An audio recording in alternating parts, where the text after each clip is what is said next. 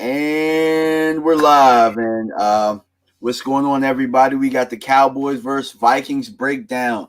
Got my man Elton on, and we got special guest Rob Phillips of the Dallas Cowboys. What's going on, fellas? How you guys doing today? Pretty good, Jeff. Got home about 30 minutes ago. I'm ready to go. Ready to go, man. Yeah, Elton and DMV is great to be on. Thanks for having me, man. It's a weird.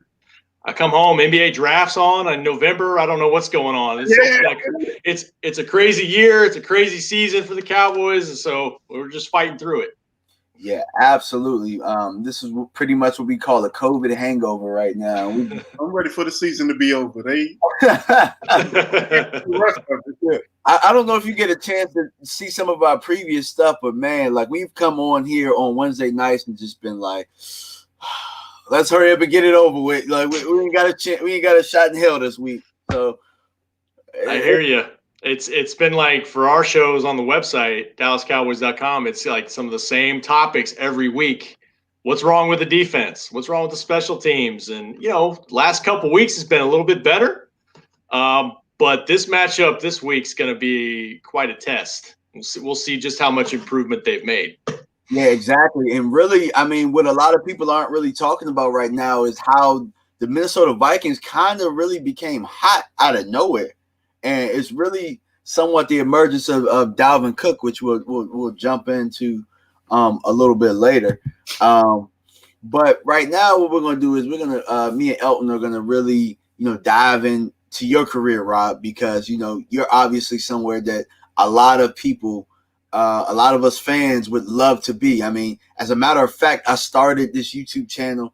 I started my brand based off really just covering the Cowboys. So our first question I have for you is, how does one become a writer for the Dallas Cowboys? Like, what was your journey like? Oh, well, I mean, a lot of times it's just as competitive as this business is, it's just pure luck, man. I mean, I was in school and I sent Mickey Spagnola an email one day because I heard him on the ticket in Dallas and doing his radio hits. And I got an internship for one summer in 2003 going to training camp in San Antonio, covering Bill Parcells' first year. Yep. That was interesting. Bill coming in and changing everything up, and then I went back to school, came back, lived in the area, kind of helped out on a contract basis, got hired eventually, and then I wound up leaving after I think the famous Mo Claiborne draft in 2012. I was with the Cowboys until through that, got a real job, didn't like it. Came back to the Cowboys in 2015 and enjoying it. I mean, it's I love what you guys do. It's the best job in the world, even when they're losing. But it's better when they're good and when there's more positive stuff to talk about. Because right now they're technically not out of it, but it's it's been a rough ride this year on a lot of levels. It's purgatory right now for us right now. Yes, sir. Really, and it isn't because they're only a game back, which is still crazy to think of right now. They're only a game back. No, one thing I'm telling Elton is, I don't know if I said it a long time ago. I don't know if I want to win this division because three of the other teams are going to have top 10 picks. And we kind of knew that a couple of weeks ago. And here we are. It's almost like you can go from the third pick to the 21st. I don't think that's a great exchange with a 5-11 record.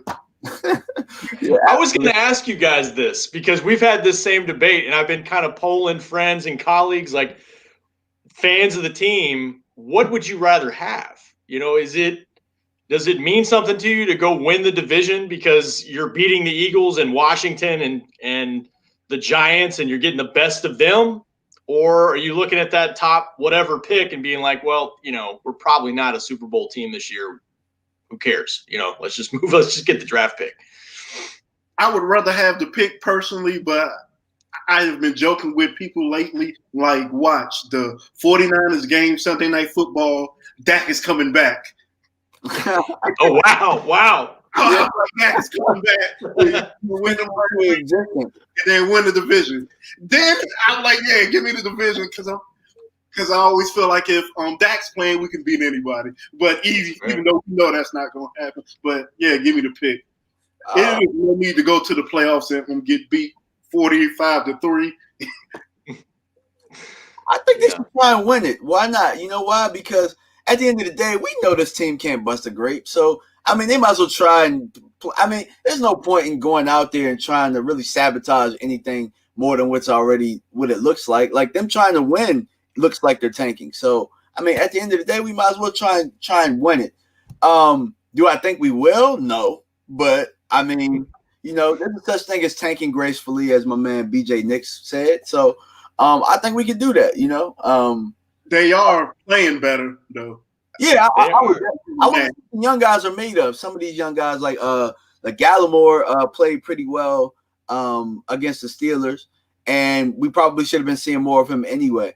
There's some other guys out there, Donovan Wilson. We're getting an opportunity to see what Schultz looks like out there with no Jarwin. I mean, right now, guys are auditioning. On the defensive line, we're getting the opportunity to see Randy Gregory. He's getting some reps because he's really been off for a long time. So it's good to see him out there. I mean, really, for the most part, I think they should try and play football as best as they can. It might not amount to anything. It might not win, but, I mean, whatever that means, whether it means tanking or – I just think we're not that good of a football team at this point. No, I agree. I mean, because the tanking thing, like, you know, teams don't do that. Players, that's not their mindset. That's not the coach's mindset. But you mentioned all the young guys. Like, that's why, to me, I don't know how you define tanking because they're playing all the young guys.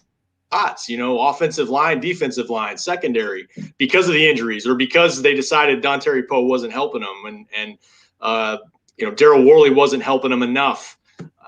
Even Everson Griffin. So they've gotten younger and it's actually kind of paid off for them. But I just don't, I don't know, even with the schedule that looks favorable, if they can keep this up. We'll see. I mean, the last game was really encouraging, but they got to keep it up for 7 more weeks.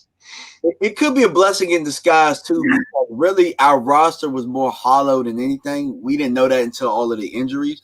But it's given Mike McCarthy an opportunity to see, all right, where are our weak points and where can we really, really improve this team? Because we're not going to always be unhealthy, you know? So, yeah.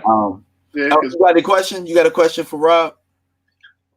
Do you actually think the front office reps the Zeke or Jalen deal?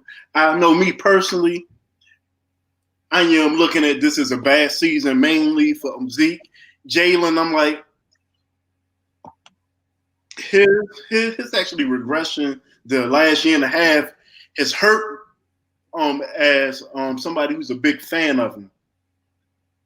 Yeah, no, I'm with you. And it's funny because, you know, Jalen has taken more criticism than anybody, I feel like, from fans and even media in terms of what's happened to the defense. I think we talked about this on our show today. When there's this many problems they've had defensively, especially up front, stopping the run, getting a push in the middle, I don't think you can put it on one player. But I do think, you know, when you get paid like Jalen and Zeke did, this is what happens. And even DeMarcus Lawrence shares in that too. When you make those big bucks, you're going to get the criticism when you're not putting up big numbers.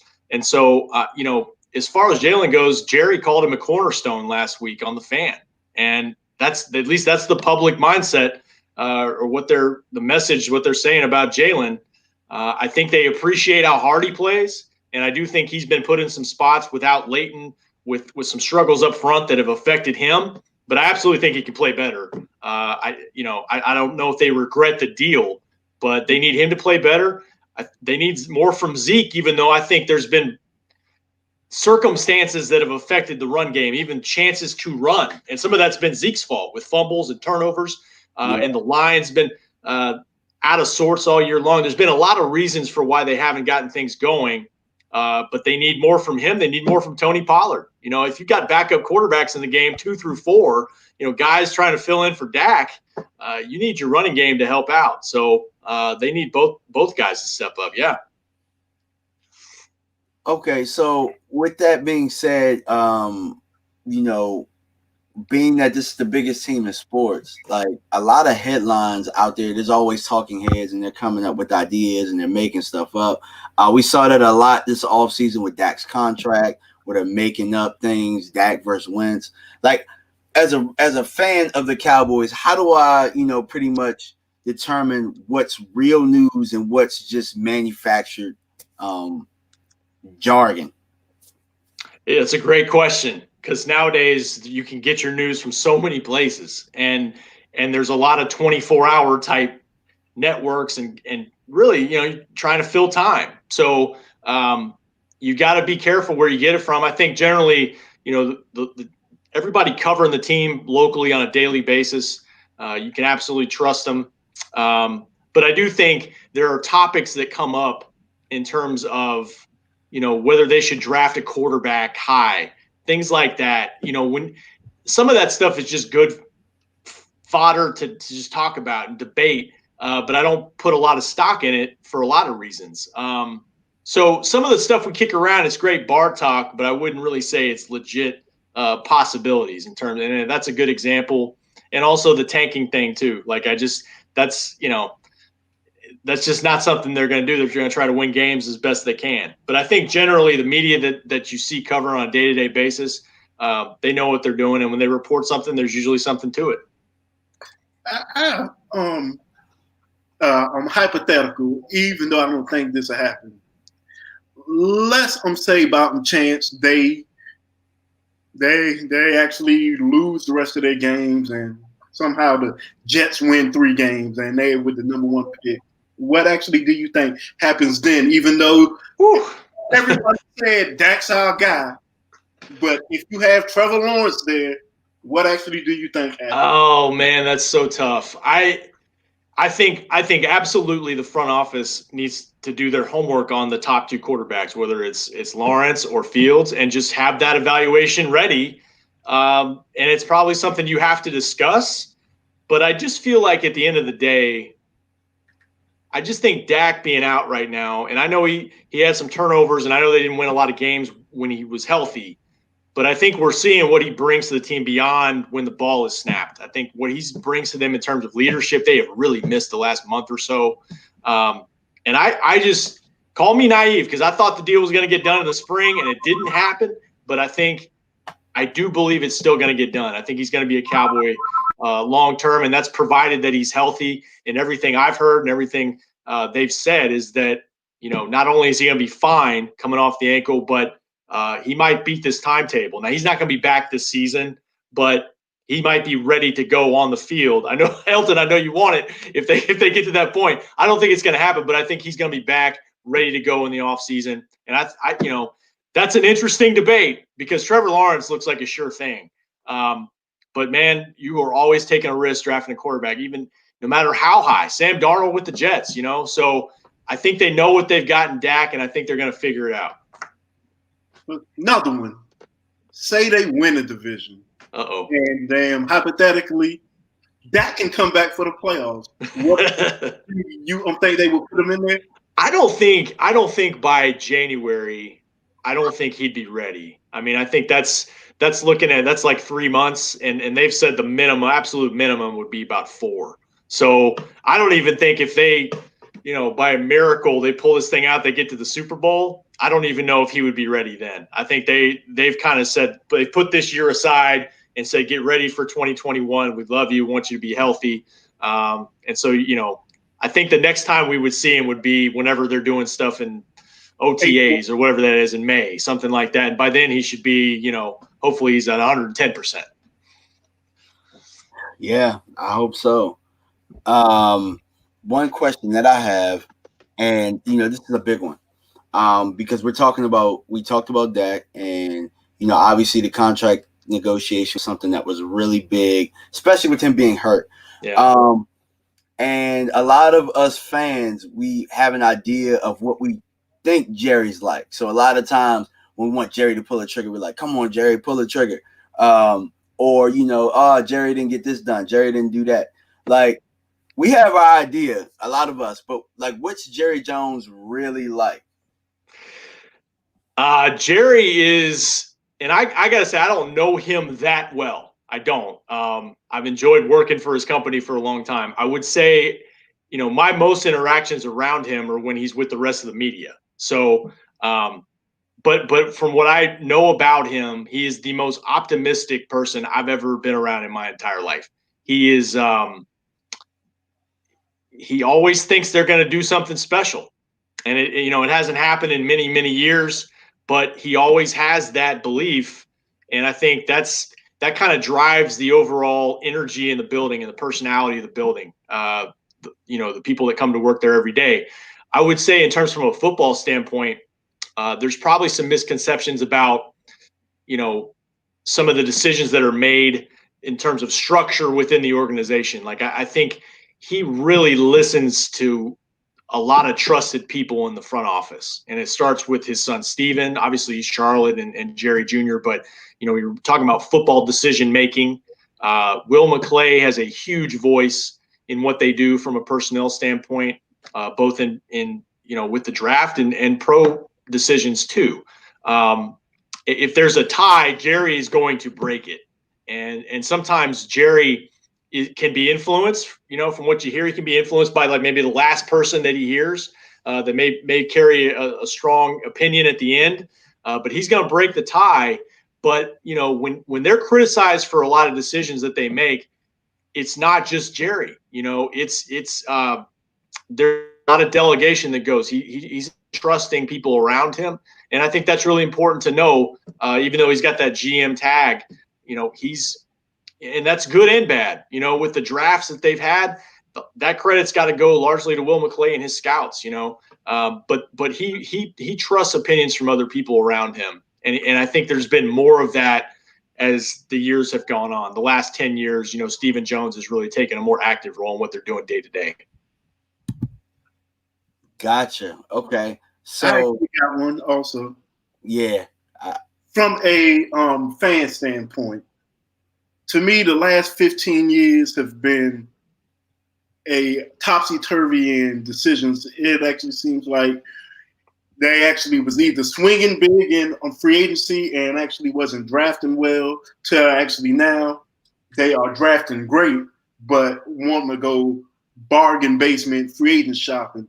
It is like, why do you think there isn't a happy medium with it?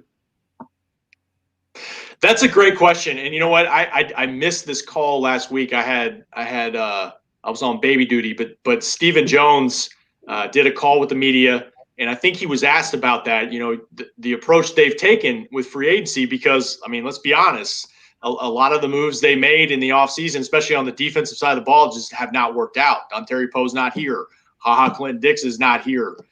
Gerald McCoy's not here. Daryl Worley's not here. So you can go on and on.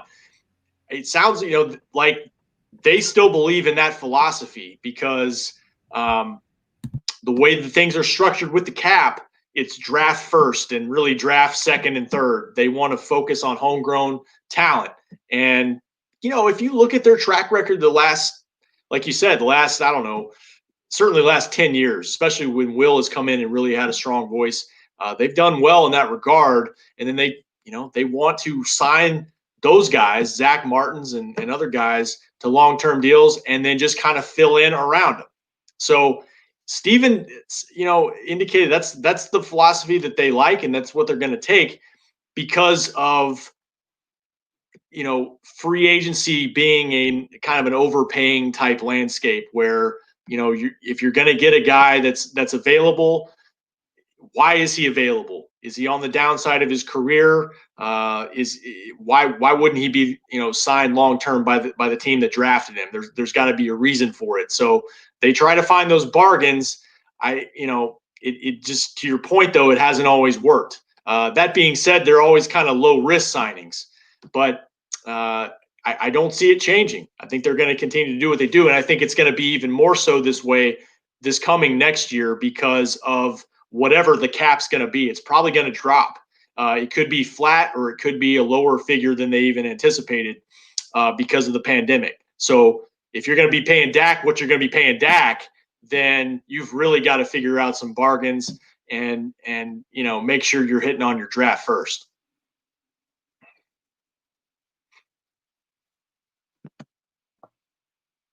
You actually got your mute on. Oh, yeah. Sorry about that. There we go. Gotcha. All right. So what I was gonna say is, Rob, so you're off the hot seat for now with the questions. Like right now, we're gonna touch on a few updates, which I actually got from you, where McCarthy says that Brandon Knight's gonna be, in a 21-day IR practice, or the practice window. Randy Gregory, Tyler, we call him Tyler Badass on this. Tyler Badass. Yeah, exactly. He didn't practice. But Zach Martin was limited. Zeke, Andy Dalton, Joe Thomas were full participants. And then Noah Woozy's expected this week, right? Yeah, sounds like he's good to go. I've been waiting on this for a couple weeks. This kind of sounded like he would have been good to go a couple weeks ago. And then they reached a point last week where they had to activate him or his 21 days on the IR practice window would have run out. But he told us today on a call he's full go. He should be ready to go for Sunday, which is big with Trayvon out for a little bit. Gotcha. Yeah, that definitely helps big time. That was another thing that I missed on is that Trayvon is going to IR and looks like he's done for the year, which sucks because I think that we were starting to learn him a little bit more. Like the thing about him to me was he had to get beat maybe one or two times in order to really learn a receiver. And I think that you could start to see some promise. I think he's going to be a really good draft pick in the next couple of years if he's able to continue to improve. So that was hard. Yeah, because this has been a great draft class. The only ones we really haven't seen was Reggie Robinson and Bradley and Nye. And I'm still waiting on those guys. I'm still waiting to see them. I was about to say, I have a question. I got to ask this question because a lot of us we have an idea of what happened, but Clinton Dix, we have no clue what happened there. Like, did Clinton Dix mouth off to some coaches or something? It's a great question because we've talked about that, and I have not heard that. I don't think it was anything like off the field. I just think it wasn't a lot of time. I mean, it was like maybe a couple of weeks of training camp, but it was within no possible way he could be worse than what we got right now. Yeah, I mean, within 1 week, Darian Thompson just took his job, and he didn't even make it out of training camp. So whatever they were seeing, we were at practice, and I didn't see a guy that was just really struggling. I don't know if it had to do with film work, things like that we're not seeing. But to your point, I think they played like 6 different safeties this year, just trying to, and they're even rotating guys now. Donovan Wilson, Stephen Parker, trying to find a mix that works. So where did they find Stephen Parker? Because I had never heard of him until I seen him. Yeah, I mean, what was that? I forget which game it was. He came in and played about 20 snaps, and I'm looking at my roster because I think they had called him up from the practice squad like the day before. And he played in Miami, so he's been around the league a little bit. But yeah, they're just, they didn't go for Earl, and so they're just trying to find something that works. I watched Donovan at A&M, where I went to school, and he was around the ball a lot for the Aggies, and you're kind of seeing it show up here. So can he be consistent and develop into a possible starter for them? I don't know. I think either way, they got to look at safety in the offseason, though. Try to find somebody that can hold it down. Because at the end of the day, like, how long are we going to keep putting it off? I do think that Donovan Wilson is I think he's going to be a solid young guy. But for me, I've always said put a solid young guy next to somebody that knows what they're doing. I personally think it helps the corners. I think for the most part, when you got a lot of young guys back there playing safety, the communication obviously isn't going to be what it should be. Veteran guys, they know what they're looking for and keys and all that stuff. Right now, we just got a bunch of young guys out there learning, and nobody really can guide anybody in the right direction. And, I mean, proof is in the pudding. Yeah, I thought Brandon Carr might have been that guy for him, and he lasted, I don't know, three weeks. Yeah, in Dallas. I have a theory, Rob. My theory is that a lot of these veterans who've had success other places, they're looking at the scheme possibly right now, and they're fighting against what it should look like because they've had success somewhere else, and it just doesn't make sense. And all of those guys have gotten the boot. every last one of them. Ha Clinton Dix might have been the first one. Could be. And you know, what's interesting about that is when you move on from vets and then you put in young guys, you know, maybe there's more buy-in from a young guy that just wants to get on the field and play. You know, Randy Gregory that's been off the field for 2 years, Neville Gallimore who's just trying to get his first taste of the NFL. And so, yeah, there's less pushback. I don't know that for sure with every guy that they've moved on from, but I think there is probably something to that where, you know, vets have been around, like, excuse me, like you said, many places, and they're used to maybe doing certain things a certain way. That's a little bit different than a young guy that just wants to get out there and play. Yeah, Brandon Carr was a surprise to me because Brandon Carr, when he had his first stint with us, was very reliable, right? And so he went away to Baltimore, had a little bit of success, and came back, and then it's just all of a sudden he barely played, and you know, I mean, maybe you can credit him to being one of the sources that talk trash to the media. I don't know, or maybe he was just a scapegoat because it just seemed like the timing was around that time, and I don't know. I just have a feeling that the veterans in the room had a lot of things to say, and yeah, we are where we are. Yes, sir. 2-7. Try to figure it out. Exactly. All right, so before we jump into the matchup, I got a couple of questions for you guys, the panel. So, and should Andy Dalton be the starter this week? I'll start with Elton. No, not at all. Garrett Gilbert showed me more in a week than Dalton did playing. I mean, we actually wasn't getting in the end zone, but we was moving the ball. To me, with Andy Dalton, they just wasn't moving the ball at all. Not at all. One garbage touchdown versus Arizona. But other than that, it was like, how did we go from averaging 36 points a game to 6.5? Yeah, that's quite a drop. I know the answer to it, but I'm gonna let Rob answer this question. I've been saying Dalton just at least to start. You know, now that he's back, just because of the experience level, and I think if they can protect, you know, they didn't protect him at all against Arizona. Really, Washington. The turnovers hurt him, but Elton's right. I mean, Gilbert gave him a spark right off the bat, and with not a lot of time in the playbook. So there is something to be said for momentum at the quarterback position. But I just think with Andy's experience, I would start off going back to him and just kind of see how it goes. And you got Zach back up front. Hopefully that can help the protection, and hopefully they don't turn the ball over, and they can actually keep the running game going to keep some things balanced and help him out. Yeah, for me, I don't think Andy should be the starter for this reason. For one, I don't necessarily believe Andy was seeing the field that great. Yeah. I don't think he was seeing the field where the blitzes were coming from, where to be with his hot read, things that a veteran quarterback should. And this young kid against the best team in the league right now was able to do that. Not only that, but his mobility. Yeah. Andy's mobility with that line right now is I mean, he against Pittsburgh, he probably would have been sacked 9-10 times. We probably get blown out 50-10. You know? So I think his mobility alone allows us something to, you know, or it allows the line some help. You know, because obviously Steele probably shouldn't be on anybody's roster right now. And I mean, you seen when Garrett Gilbert spent out of that sack and got that big gain. And he's also quick with the football as well with his decision making. So it seems like he knows where he's going. I like the kid. I personally would like to see more than anything, not trying to win the division, but developing quarterbacks. We have not been good at that in the past.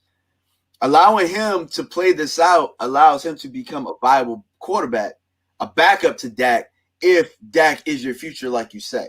So that's just my 2 cents. And, you know, they could very well go back, but, you know, I just think that Gilbert at this point gives us the best chance to win or makes us more competitive. It's a great debate. And I wonder, you know, if they reach a point where especially if they're like mathematically eliminated, where they might, to your point, just take a look and see see if he can be your number 2 next year. Because Andy's, he's on a 1-year deal, and he's probably going to be looking for a starting job at some point next year. And so kind of see where you're at there. It's a great debate because, I think just based on resume, it's like, okay, Dalton's healthy, go with Dalton. But I was really surprised at the way Gilbert came in and just moved the football. Now, they kicked 4 field goals in that game, so maybe they feel like, with Andy in there, they could finish some drives. But they need the protection there because you're right. Like when he didn't have the protection, and sometimes when he didn't have the protection in Cincinnati, that's where he would have some struggles. So we'll see if they can protect him. Brandon Knight, by the way, started that practice window this week at offensive tackle. So that's interesting. Like, is he a guy that could figure into the mix in the top 5? I don't know. I might take a look at that. Uh-huh. Which is my only issue probably with this team. And and DMV talked about it.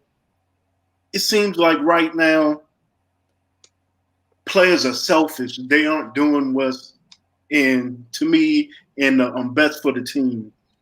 So sort of like the Seattle game when they just said, you know what, we actually need our best 5. We are going to push Zach Martin out the tackle. It is like, why not go with that from actually here on out? I'm like, you are putting a liability out there, which is really causing all the turnovers for your quarterback.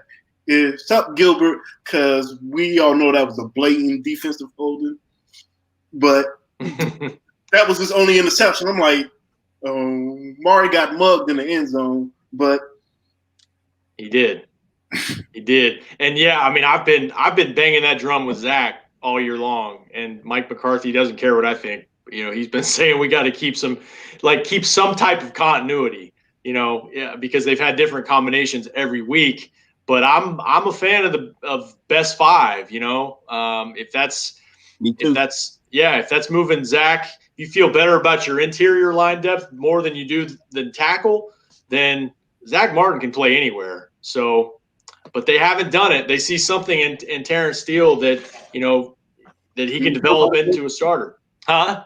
I said nobody else sees. I don't know. He goes out there and he battles. But when Connor McGovern was in there at right guard for Zach, I thought he did a pretty good job. Where's McGovern at? Yeah, that fans have been wondering that, and I thought he did okay there. And Joe Looney can play guard too. I just think you're a little stronger inside than you are on the edges right now. But they feel differently, and they're trying to keep the same 5 together as many games in a row as they can. Yeah. All right, so let's jump to the next question real fast. And I did a video on this earlier this week, but Tony Pollard versus Zeke. Whoever wants to jump on that first. Elton, it's all you.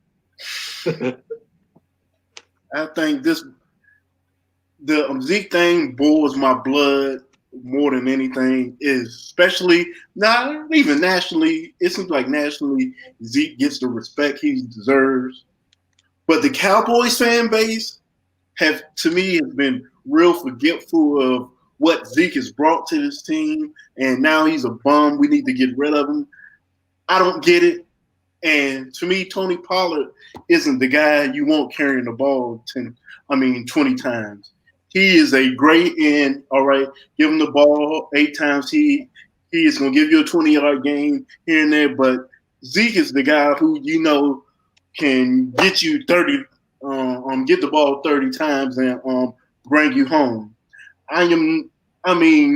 Pollard's a nice toy, and I personally like him. Personally, we don't use him as great as we should because he was a great receiver up at Memphis. I don't know why we don't get him involved in the passing game. Personally, to me, you can put them both on the field and actually have Pollard flanked out. And I don't mind the 2-back system, but I don't get everybody's feeling of Pollard should take the job over Zeke, and because I even think Jesse Holly put actually something on Twitter as y'all remember what Felix Jones looked like with Marion Barber, but you also remember what he looked like as the lead back. So you need to tread lightly with I'm saying, because Pollard's the more explosive guy. Let him be our back. Yeah, the backup running back and the backup quarterback are always the most popular guys on the team. You know, I'm with you, Elton. I mean, I've been as big a Zeke fan as anybody, and he hasn't had the big 20-yard runs this year or last year, really even. But you know, he's still getting those 10-plus yard runs. He's still moving the chains for you. When they've had a chance to actually run it and actually have the threat of the run, and a lot of that's been their own doing with turnovers where they've gotten and poor defense where they've got behind on the scoreboard. I thought he had some really good runs against Pittsburgh the other day, banged up, you know, playing at less than 100% strength. But at the same time, I do want to see more of Tony Pollard because I think, and I said this earlier at the top of the show, like they just need to get the running game going more, period. And, you know, I do think Tony probably sees some more favorable boxes when he comes in. Everybody's loading up for Zeke all the time. It's like what the Bears did for Dalvin Cook the other night. So it's a different deal when Zeke's in there. They're loading up for him. And we haven't seen Tony, like you said, be that 20, 25 guy, carry guy a game. Not that he couldn't do it, but Zeke is, to me, he is still that featured guy for me. And try to get Tony more involved, though, a little bit and try to help out your backup quarterback with some more run-first approach. I think that's what they need to do. I tell you what, to those people who saying we need to cut Zeke and take that money loss, there will be 31 teams out there that will be signing up for Zeke Elliott. Right now, the thing we're struggling with is combo blocking. So what a lot of people don't know, if you're not familiar with it, is when your linemen, they come together, they double team, and then they get to the next level. Or maybe, you know, simple powers where you got down blocking and then you got the lineman pulling. They have not been, I mean, obviously they haven't been the same line all year. So there's no continuity up front like that. And really, Kellen Moore's not doing them any favors with the type of runs that he's getting either. Yeah, it is the same 3 running plays. It's been the same 3 run plays for Zeke since he's been in the league for the most part. Actually, his first year, they did a couple more tosses, and I think Kellen's been trying to add that a little bit, but we don't do any counters. I mean, for the most part, it looks like the same run plays over and over. And really, Tony is allowed to – he's not getting the same runs. And some of the times, his runs are blocked a little bit better. So it's really just the inconsistency of the line. It's really hard to really pinpoint, like, who's better. Because, I mean, obviously, smaller sample size, fresher legs. Yeah. And they're not asking Tony to do the same things they're asking Zeke to do. They're not asking him to stand in there and pass block. Because, as I pointed out in my video, teams are blitzing the Cowboys at an alarming rate this year. Like, and that's pretty much a run play to him having to sit there and block somebody. That's taking some steam off of him. So, for me, I would like to see Pollard more.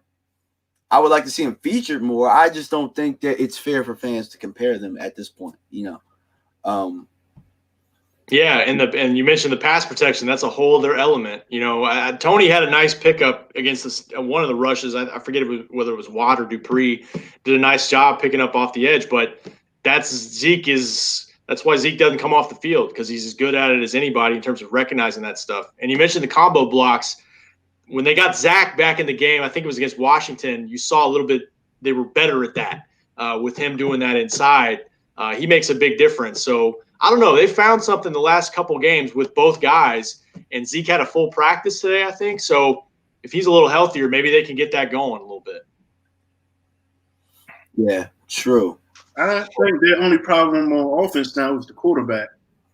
Because actually those 3 receivers have been rendered needless the last month. You went to couldn't nobody stop them to it doesn't matter anymore. We were just talking about that, how I think CeeDee Lamb was he had to have been leading all rookie receivers in production up until Dak got hurt, and now Justin Jefferson's just surpassed him, and a big part of it is just, look, you know, he's still got his quarterback in Minnesota. Yeah, receivers out there running routes with no chance of getting the ball. I call it cardio. I actually think the game was probably the most frustrating because it actually was hard to watch Ben DiNucci throw the ball out. Yeah. I was like, come on. I'll tell you what, whoever told him is a used car salesman. I'll tell you that much. But, that's neither here nor there. Last question I got as far as the hot questions go. Sean Lee. With Sean Lee having a bye week and really able to get, back into shape a little bit more, should we see more of him and less Jalen this week? What you think, Elton? Actually, versus Minnesota, I actually would like that because actually the way the Minnesota offensive line works, you actually don't need a high IQ guy to shoot them gaps, and I think honestly with Jalen right now, it's more mental than anything. He actually hears everybody. Hey, he actually misses his gap. He isn't scraping. And I think he is stuttering. If you even watch him, he isn't sure of what to do. And I think Sean Lee versus this team would actually probably be a better fit. Yeah, we talked about this on our show with Isaiah Stanback today, and some of it was off the air, but just with those zone runs, you've got to be so sound in your communication and so patient. And that's what Sean has done for his whole career. So yeah, I'm with you on this matchup in particular. Whatever it takes to stop Dalvin Cook, or at least keep him at under 100 yards. Whatever it takes. And actually, Sean bumped up his snaps a little bit this last game against Pittsburgh. I think he actually came in for Jalen on a series or two. And yeah, I mean, I want to see more Sean Lee because I think some of the things that are holding back the defense when they struggle have just been pure communication. And he's like a coach on the field. So establishing a rotation between the three top linebackers, I'm all for that. Yeah. For Sean Lee, this week, the thing about Dalvin is if he gets a crease, he's out. And I mean, I could definitely, if Jalen's been playing the way that he's been playing, as far as not being able to get off of blocks or being a step too late with reading his keys, Dalvin will put 300 up on him. And I'm not joking at all. I'm not joking at all. Like, because when Dalvin gets a crease, Dalvin's not getting caught, So, and we saw this a little bit last year where he took over that Sunday night game against us. They probably ran about, I feel like they ran like 10 tosses, and we couldn't stop it. We had no answer for the toss last year. Even when Dan Madison came in the game, it actually mattered. Madison too, and getting both guys involved in the screen game, which we've seen the Cowboys defense struggle in space with plays like that. So there's a lot of what Minnesota brings to the table that concerns you because it's not totally – I mean, to me, it's similar to what Cleveland brings to the table, and we all know what Cleveland did against the Cowboys defense a few weeks ago. Now, DeMarcus Lawrence told us today that's not going to happen. There's not going to be a repeat there. They just feel like they're more in tune with what they're doing with their keys, like you said, DMV and communication. And we'll see. We'll see because this is the best back in the league this year. And I don't know if it's that close. And you might say Derrick Henry. I don't know if I want to believe anything that Tank says at this point. He plays better when he doesn't talk. That's just my opinion. Actually, Dalvin missed 2 games, and he's still the leading rusher. Yep, he's ahead of Henry with a game or 2 less. And then even if that, like, this defense, can they hold it up? Like, sure, you guys can play good for the first 2 possessions or first 3 possessions. Can you guys hold it up and put together a complete game? That's the question. They played well in spurts. We need a complete game at this point. Yep. Especially with the offense the way that it is. So, with that being said, I know Rob, you had to get out of here. I don't know if you wanted to stick around for the us actually going over the matchup this week and offense, defense, and then pretty much putting in our predictions. But we got about 15 minutes left. I'll stick around. Go for it. I'm still learning the matchups. I'm a little behind on the Vikings defense. I'm up on their offense though. Yeah. So I can talk a little bit about that. Elton, you might have to help me out a little bit. I know that their defense is it was good enough to win. I watched them play the Monday night. Me too. And they're a little bit obviously. I mean, they're tough. They're a tough defense. Harrison Smith is still pretty damn good. He probably should have had 2 picks in that game. And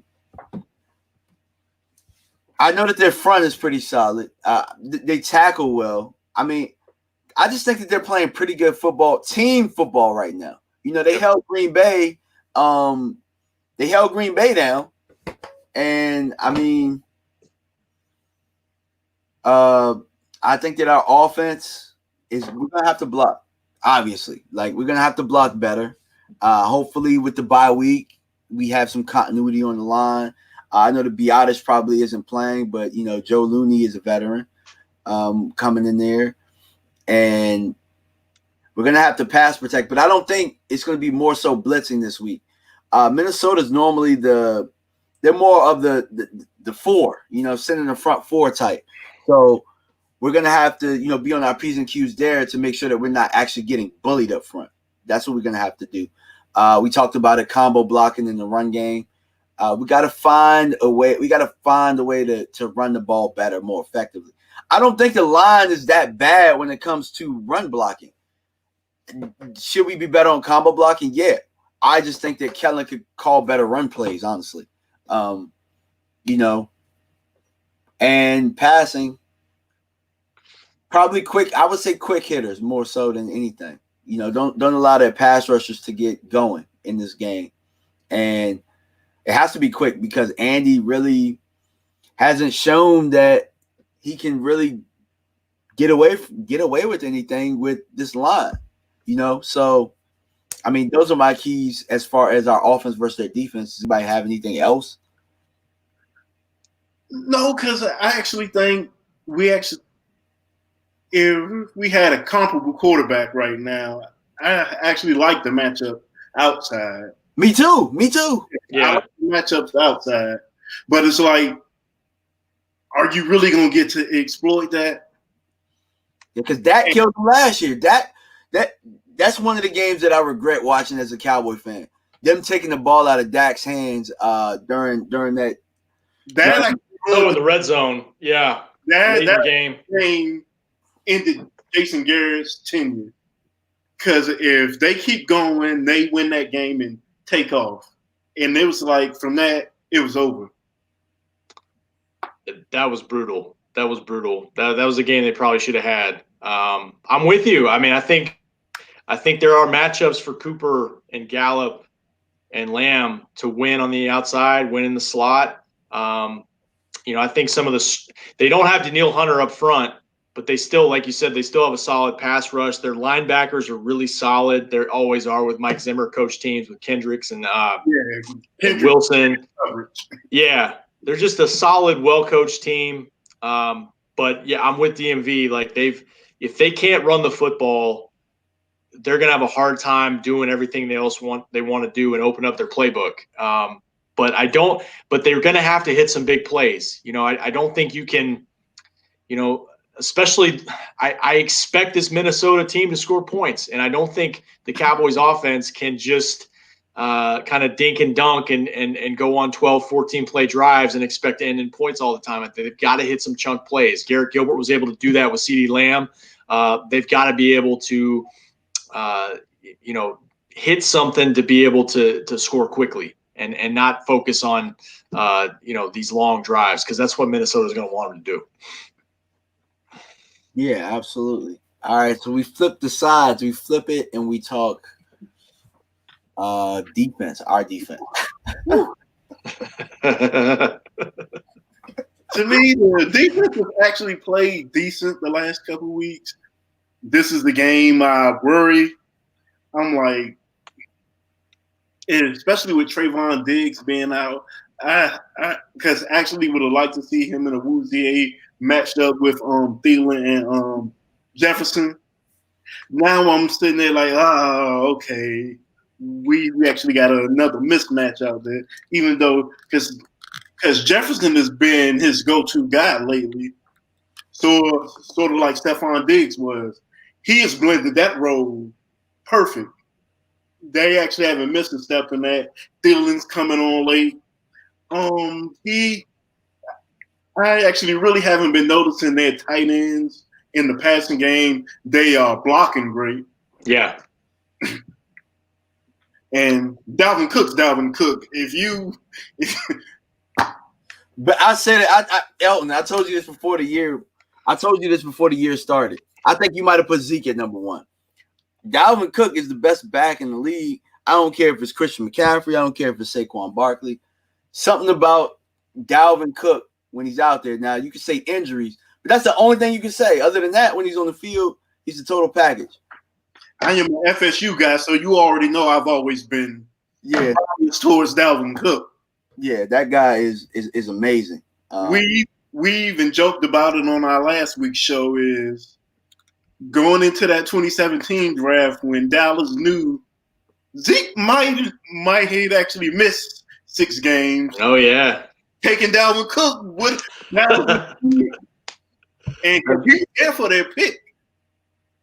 That would have been something. That would have been really something. I'm happy that Philadelphia screwed the pooch and they didn't pick him because they needed him at the time. And my sister's a big Philadelphia Eagle fan, and so I kick her about that all the time. Thank God y'all didn't get Dalvin Cook. I say that all the time. So, who did Philly take? Who did they take that year? I don't even know. I don't remember either. He ended up winning the Super Bowl. It wasn't because of draft picks, but they ended up right. for Jay Ajayi. Oh yeah. Oh man. Yeah, I mean, I'm with you on Dalvin Cook. I haven't seen anybody in the league this year with his blend of just how explosive he is, how quickly he gets on you, and what he does more than anything that's impressive is yards after contact. Man, he takes hits, he breaks tackles, he keeps coming. He's throwing Roquan Smith down the other night on 3rd and short. I mean, he just kind of has everything. So they have to find a way to stop him. Justin Jefferson made the biggest play of the game for them on, I think it was like 3rd and 11 in the second half where they tied the game up 54 yards. They're playing off zone, and it's kind of like CeeDee will do. Finds a little soft spot, work in the slot, and he's off to the races after that. So he's developing, like you said, Elton, like he's dangerous. And Thielen is as sharp a route runner as there is in the league. So and they'll put both guys to one side and kind of a bunch set and try to confuse you that way after the snap. So they have a lot of talent. It's a lot of it comes down to, can Kirk Cousins take care of the ball? Because I think he's got like 11 picks this year.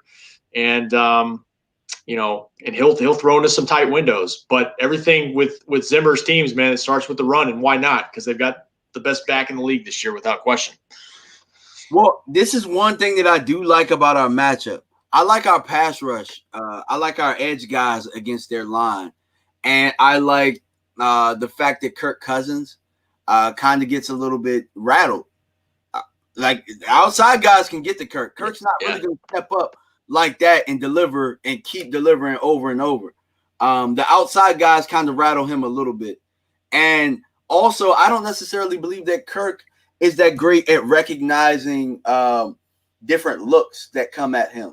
So I think we got a chance at getting at Kirk in their passing game before their receivers can really, get off on us like that. But it all predicates on how well we stop the run, because that was the case last year.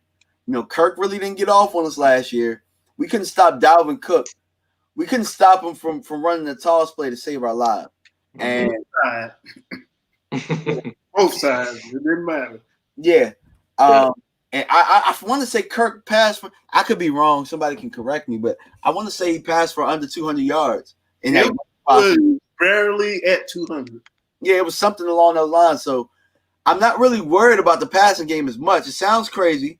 Yeah, I know our secondary isn't the greatest. I just think that our rush is a little bit better. I would like to see them keep Gallimore in there a little bit more in the passing situations. Not necessarily that he's going to be a great pass rusher from the middle, but what he does is he's so strong that he's actually pushing the pocket back, and he makes it easier for DeMarcus Lawrence and Randy Gregory to come around. So I think that was a mistake we had last game. I'm not sure if he was tired on those plays or not, but they were putting in Tyrone Crawford, and Tyrone Crawford was just getting his cookies taken all day. I mean, yeah, I like Gallimore and Tristan going forward. Yeah, I do too. Maybe I add one more guy. Yeah. Maybe I add one more guy because at the end of the day, I've always said this about the Cowboys. They fall in love with these young guys too early, and sometimes they're like, "Oh, we're good because we have this person." I don't think that Tristan Hill or Gallimore is good enough to where we can't really add anybody else, and that's where we haven't had the depth over the years because Antoine Woods is somebody they were good with, and I mean, quite frankly, I just never saw it. Xavier Woods is somebody that they're good with, or that they think was the future. I never saw it. I don't think Xavier Woods starts anywhere else. So, they just have to. We have a whole bunch of positions on defense where they can add depth in this draft, and don't believe that we're good anywhere. I'm with you. I think if there's a stud that falls to I'm not up on the draft at this point, but really at any level of your defense, if he's the number one guy on your board, man, take him because he can help you at linebacker. He can help you, like you said, at defensive tackle, edge rushing, corner, safety. I mean, they just need playmakers. They need more playmakers that can help out.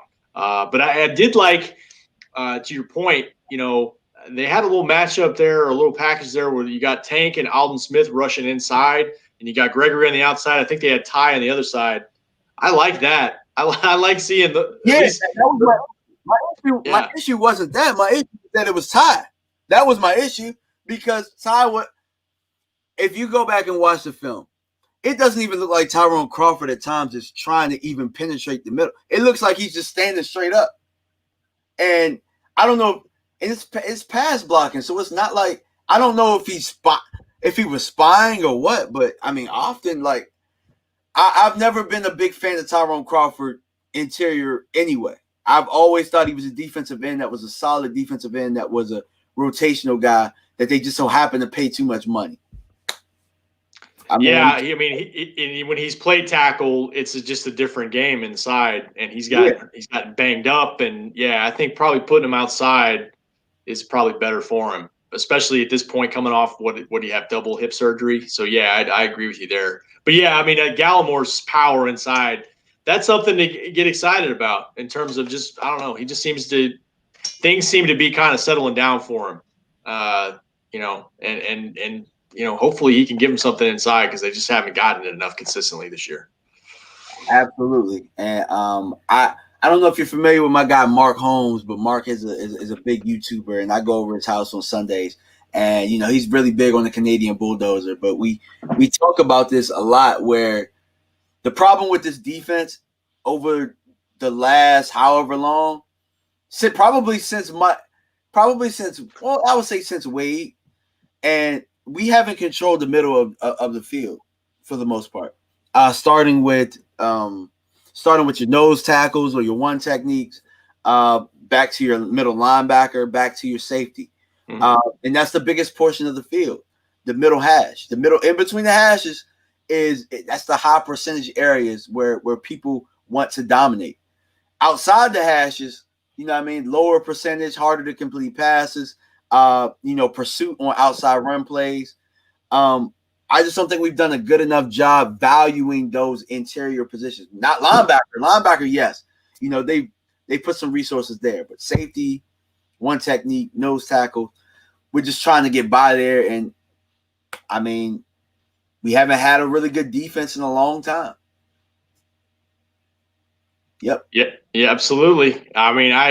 We'll see what happens, but it wouldn't shock me if you had a draft where it was, that 05 draft with Parcells where it was just like defense. We'll see. I just feel like if you get healthy on offense, you get everybody back, run it back on offense, and just figure out on defense what you got to do to get just more plays. Like you said, all levels of the defense. Be stronger inside, be stronger on the back end with your just – a safety that can cause problems, wreck games with mismatches and play different spots, give you some dime linebacker, all those things. Just Find Come on, more Jamal guys Adams? like that.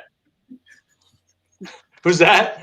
Jamal Adams? Oh, you were talking about that? Yeah. I mean, yeah. There's guys like somebody like that. There's not many guys like Jamal Adams, but somebody that can wreck a game like that. Yeah, they need a guy like Well, that. yeah, was going in Seattle. They actually might have a real another shot at them soon. Yep. So, all right, guys, predictions. I'll start off with mine. I think that we start off the game well. I think that the defense comes out and they stop Dalvin in the first couple of series. But I think that eventually, I don't think that our offense is going to get going like it should, and we're going to give them the ball a lot more. Not necessarily their offense is that much better, but I think that they will convert when they're in the red zone. I see it being maybe like a 26-13 type game. I got Minnesota winning that game. It's at home too, so I'm gonna go with the hometown Minnesota Vikings. Yeah, that is the perfect score because right now I am liking how the special teams is looking more and more as actually the year goes on. I actually think they might break. We actually might get a special teams touchdown this week, but I just don't trust the passing game right now.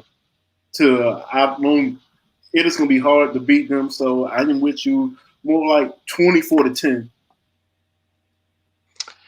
Yeah, we're going to make it a clean sweep. I mean, I hate to say it, but I just think the matchup, while I think that they're figuring some things out on defense, this is as tough a matchup in terms of stopping the run and being sound in space as any matchup they may have all year with Cook. So while I think they're going to show some more improvement, the way the Vikings are cooking right now, and it was an ugly game against Chicago, but they still found a way to make enough plays to win that game against a really good defense. And I think at home they're going to make enough plays to beat the Cowboys. So, I mean, I'll say something like, 24-20 Minnesota. Okay, 24-20. I could definitely see that. So we're at the end of the show right now. I want to give a couple of people shout outs for tuning in. At Montana, Pessimistic Fan, Burn Bar, and Philip Ellis. Guys in the comments right now, and people will see the playback. And appreciate you, Rob, for stopping by. It's been long overdue since I've been doing the podcast on my way to work, and now we're doing YouTube videos. So appreciate you for stopping by. And hopefully this isn't the last time. I had a blast. Me too. DMV Elton is a pleasure. I love what you guys are doing, and I'd love to come on anytime. So hopefully next time I'm on, there's we got some more positive vibes with the Cowboys. They're on a winning streak or something cool, and we can talk about that. But it was great being on. Yeah, and Elton. Actually, I've been out to Dallas quite a few times, and I know Elton goes to a few games. So hopefully we see you in passing the next time that we're out there. Yeah. Sorry, next time I'm up there, hopefully I can see you guys. I mean, this year is weird. Maybe next year will be different. Yeah, I'm going to be back out there in 2 weeks. Yeah, and I don't know. I mean, obviously, there's certain people that point me to certain places to eat, like Hard Eights and stuff like that. But what's some good places to eat out in that area? Oh, you said it. Hard Eight, man. you got to do it. If you like barbecue, go to the Pecan Lounge.